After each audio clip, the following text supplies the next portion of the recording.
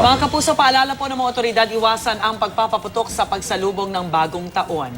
At para muling paalalahanan tayo sa epekto ng mga malalakas na paputok, mananakot. Si Police Chief Superintendent Cesar Binag, ang hepe ng Firearms and Explosives Office ng PNP. Good morning po sa inyo, sir. Magandang umaga, Rhea. Happy New Sir, Year. Happy New Happy New Year. Year. Welcome Ayan. po. At sir, handa ba tayong magtakbuhan ngayon? Naubusok Kaya yan, sir. yung nangyari kahapon sa inspection unit namin ng PNP. Ano ho ba yung mga ipinagbabawal nating paputok? Parang taon-taon na lang, pero parang nadadagdagan din yung mga pangalan, ano?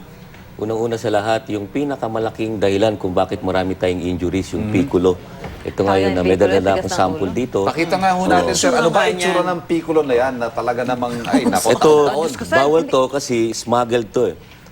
Hindi to ginagawa dito sa atin.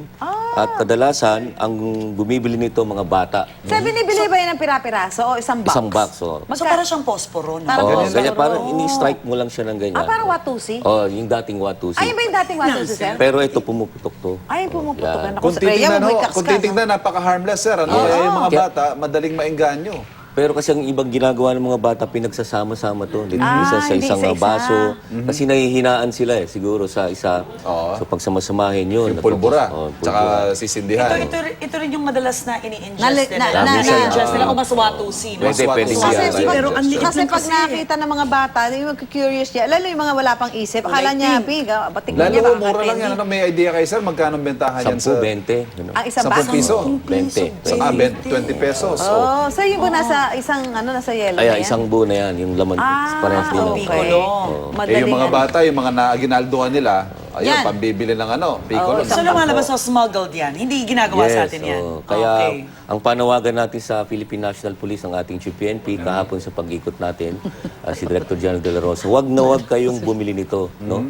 At anytime na may makita ang pulis na may hawak kayo nito, mga nagtitinda, hulihin agad. Yun din ang instruction niya kasi illegal to. At para mabawasan o matanggal natin yung masamang epekto nitong piccolo na. Sir, ano ba epekto ng malalakas na paputok gaya ng hawak kahapon ni PNP Chief? At medyo si PNP Chief talagang napatakbo, no?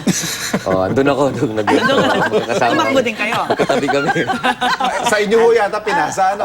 Hindi, ito sa provincial Hanap director. namin ng kayo kung saan kayo Bulacan. nagtago eh. Parang Ano talagang ba nawala. nangyari doon, sir? Hindi, May uso may pa press, talaga? kasi nagkaroon ng raid yung mga nga. inspection ng ating kapulisan. Oo. So yung mga bawal na paputok, yung oversize, overweight, tapos yung fuse dapat hindi mabilis sa 3 seconds, hindi mabagal sa 6 seconds. Nandun lahat yun. Tapos ito, pinapakita nga dito yung goodbye Dalima. Dalima. No? Oo.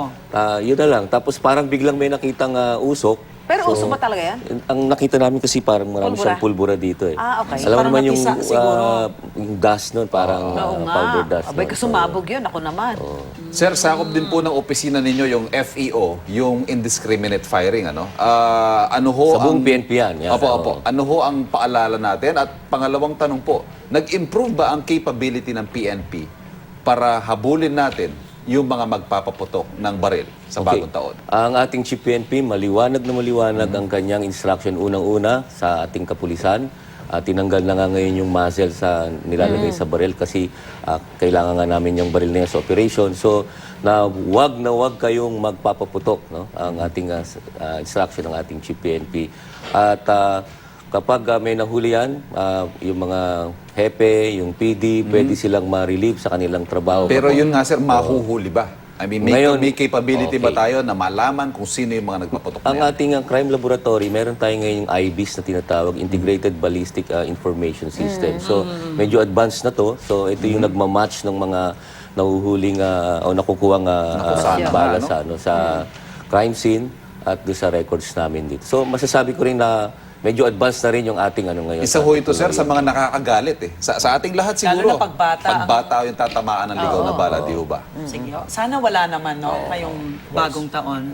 Sir, maraming salamat po sa inyo. Nakausap po natin Police Chief Superintendent Cesar Binag, ang hepe ng Firearms and Explosives Office ng PNP. Sir, salamat. Happy New Year. Happy New Year. Sir?